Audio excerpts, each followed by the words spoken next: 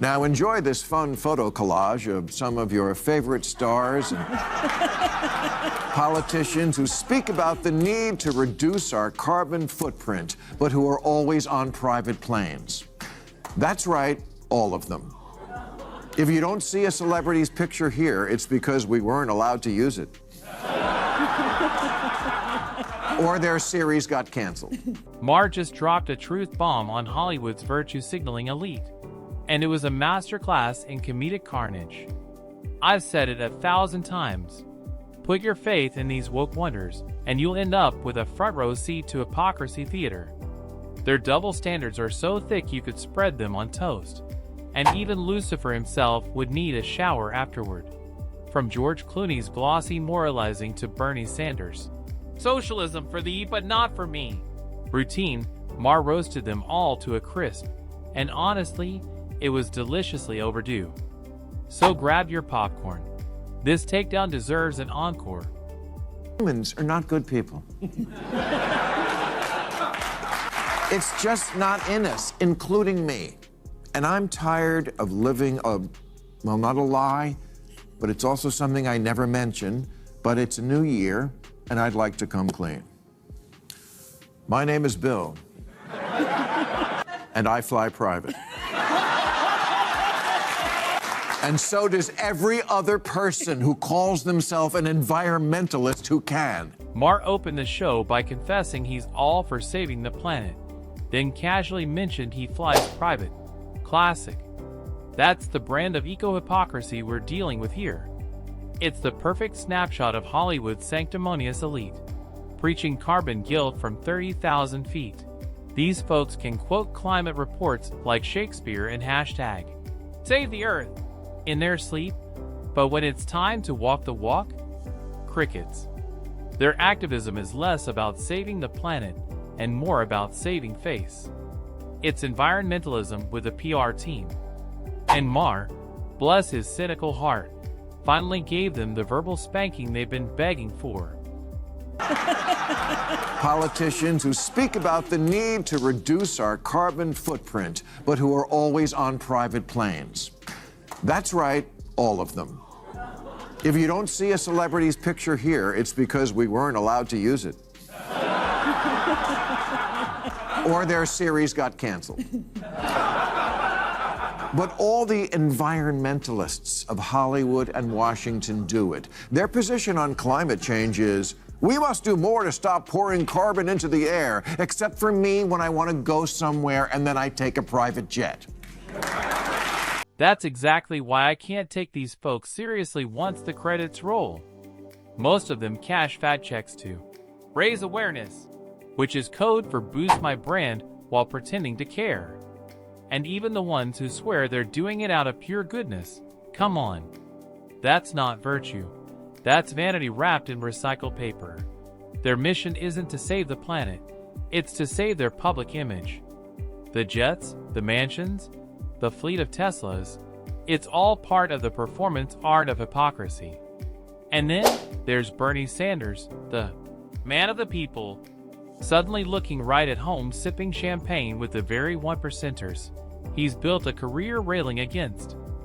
All the environmentalists of Hollywood and Washington do it. Their position on climate change is, we must do more to stop pouring carbon into the air, except for me when I want to go somewhere and then I take a private jet. It turns out there is one thing in this world that is completely impossible to resist, and this is it. What's funny is that most of the celebrities Maher roasted are the same ones who can't stop gushing about Kamala Harris and tripping over themselves to flash their Democratic loyalty. They're card-carrying eco-warriors, at least when the cameras are rolling. Save the planet has been their party slogan for 2 decades now, shouted from award show podiums, red carpets, and Instagram captions. And after all that noise, what's changed? Absolutely nothing. The planet's still burning, emissions are still climbing, and their private jets are still warming the skies. Why? Because it's never been about progress. It's been about performance. Their activism is a costume, their passion rehearsed. They don't want responsibility. They want retweets. They champion causes the same way they champion film roles. Learn the lines, strike the pose, collect the applause, and then head home in an SUV the size of a studio apartment. Thing in this world that is completely impossible to resist, and this is it. It's like heroin. If you do it once, you'll never stop. There are two kinds of people in the world, those who fly private and those who would if they could. Bill Maher is just calling it like it is, and honestly, I'm right there with him. If I ever got the invite to hop on a private jet, I wouldn't hesitate for a second. Who would? It's fast, quiet, and blissfully free of crying toddlers and TSA glove inspections. No endless lines, no middle seats that feel like medieval torture devices, and no mystery chicken dinners that taste like damp cardboard. Commercial flying these days feels less like travel and more like punishment with wings. Flying private, though, that's the dream.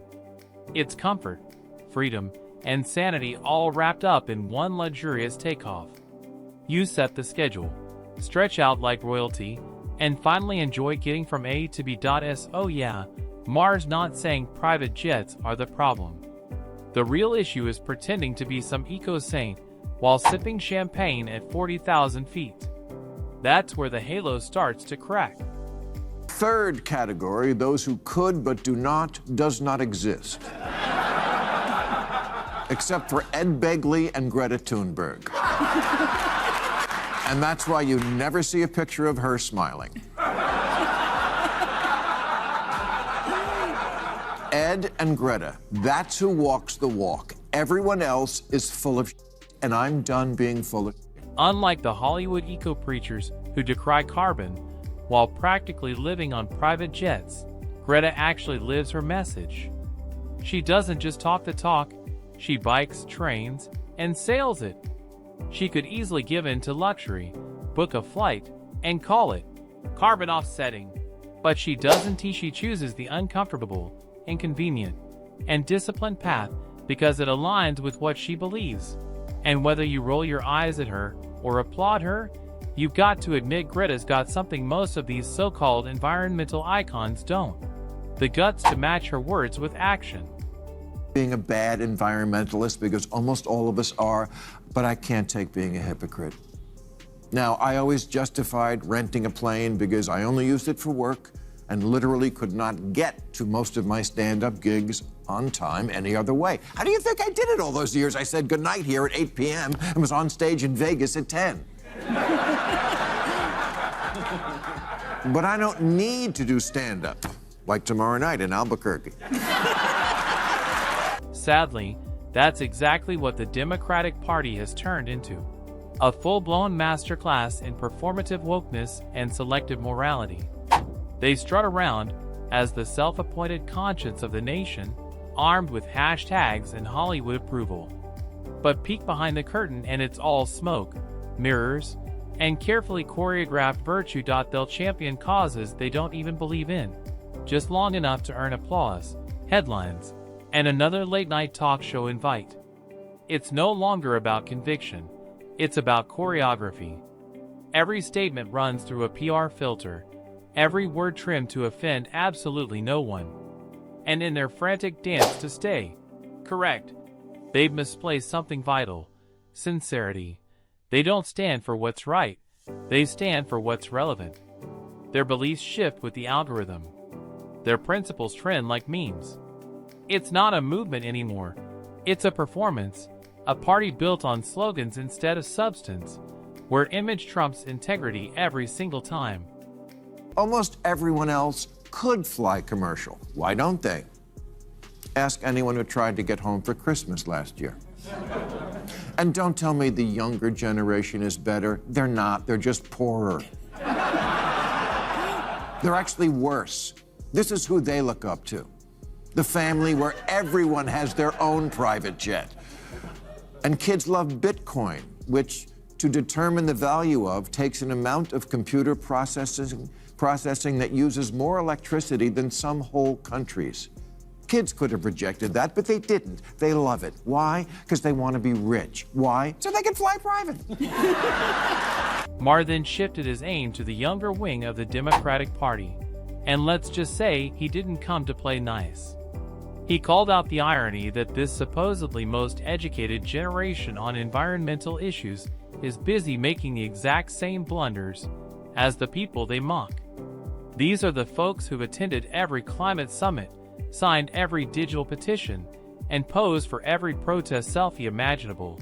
Yet, as Maher slyly put it, their passion for saving the planet isn't exactly moral, it's situational. They care because they're broke. It's easy to denounce private jets when you're stuck in the middle seat on Spirit Airlines. Maher's jab hit hard. Give this crowd the same money and mansions as the elites they roast, and they'd burn through jet fuel faster than they could say, eco-conscious. His punchline was as sharp as it was uncomfortable. Maybe their activism isn't virtue at all. Maybe it's just thriftiness dressed in green. Resisted. John Kerry is our climate czar, and he uses a private jet. It's like if the Secretary of Homeland Security smuggled drugs in his butt.